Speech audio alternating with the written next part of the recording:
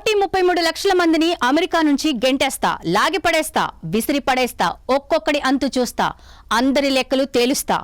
ఫ్యాక్స్టనిస్ట్ సినిమాలో హీరో చెప్పే ఇలాంటి డైలాగ్నే అమెరికా ప్రెసిడెంట్ ట్రంప్ ఇంగ్లీష్లో చెప్తున్నారు. కానీ అసలు జరగబోయే రియాలిటీ మాత్రం వేరే ఉందండి. చెప్పేవేమో హీరో డైలాగులైతే ఆయన చివరకు ఓ కమెడియన్ గా మిగిలిపోయే అవకాశాలు కనిపిస్తున్నాయి అంటున్నారు. ఈ వీడియో చివరి వరకు చూస్తే ట్రంప్ హీరోగా మిగులుతాడో లేక కమెడియన్ గా నిలిచిపోతాడో మీకే అర్థమవుతుంది. అందుకే స్కిప్ చేయకుండా వీడియో మొత్తం చూడండి. అమెరికాను పట్టుపీడిస్తున్న ప్రధాన సమస్యల్లో అక్రమ వలసలొకటి. ఇది ఎవరూ కాదనలేని నిజం. జాతీయవాదాన్ని, అమెరికా ఫస్ట్ విధానాలను బలంగా నమ్మే ట్రంప్కు ఈ సమస్య ఇంకాస్త ఎక్కువగా కనిపించడంలో ఆశ్చర్యమేం లేదు.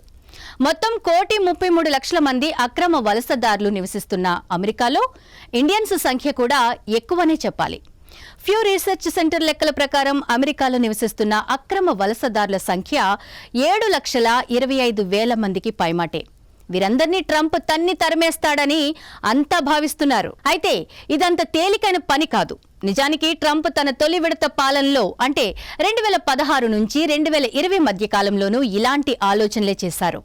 అక్రమ వలసదారులను పట్టుకుని వారందరినీ ఫ్లైట్ ఎక్కించి ఇంటికి పంపేస్తాను అన్నారు. ఆ మేరకు ప్రయత్నాలు కూడా గట్టిగానే చేశారు. కానీ ఫలితం మాత్రం ఆశించిన స్థాయిలో దక్కలేదని చెప్పాలి.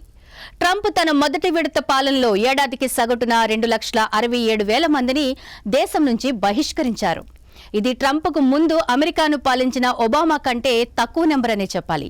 అంతేకాదు, ట్రంప్ తర్వాత అమెరికాను రూల్ చేసిన బైడెన్ హయాంలో జరిగిన బహిష్కరణల కంటే కూడా చాలా తక్కువే. అక్రమ వలసల సమస్యలను పరిష్కరిస్తానని అధికారంలోకి వచ్చిన ట్రంప్కు ముందు అసలు సిసలైన సవాళ్లు ఎదురుకానున్నాయి.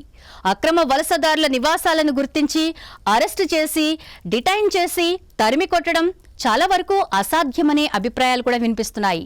1,33,00,000 మంది అక్రమ వలసదారుల్లో 89 లక్షల మంది దశాబ్దం కంటే ఎక్కువ కాలం నుంచే అమెరికాలో నివసిస్తున్నారు. వీరి పిల్లలు లేదా కుటుంబ సభ్యులలో ఎవరో ఒకరు అమెరికా పౌరులుగా ఉన్నారు.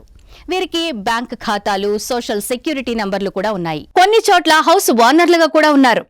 ఇదంతా తప్పుడు మార్గంలోనే సంపాదించుకున్న అసెట్స్ కావచ్చు. కానీ వాటిని గుర్తించడానికి అమెరికా దగ్గర ప్రస్తుతం మ్యాన్ పవర్ లేదనే చెప్పాలి.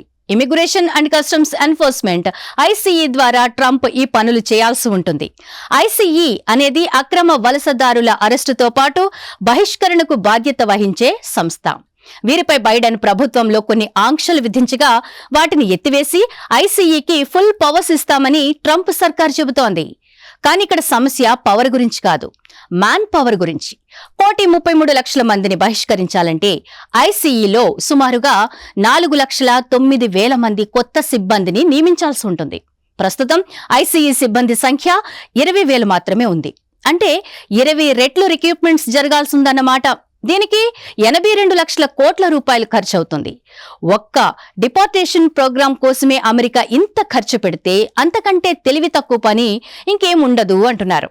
అటు అక్రమ వలసదారులకు అవసరమైన డిటెన్షన్ సెంటర్లు, అంతర్గత రవాణా ఏర్పాట్లు కూడా అమెరికాలో తగినన్ని లేవు.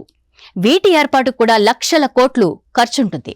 ఇప్పుడున్న పరిస్థితులను బట్టి చూస్తే ట్రంప్ చెప్పింది చేయడానికి డిపోర్టేషన్ ఫ్లైట్ల సామర్థ్యాన్ని 500 రెట్లకు పెంచాల్సి ఉంటుంది. అటు అమెరికా జనాభాలో 3.3% మంది అక్రమ వలసదారులున్నారు. వీరంతా ఏదో ఒక పని చేస్తూ ఉన్నారు.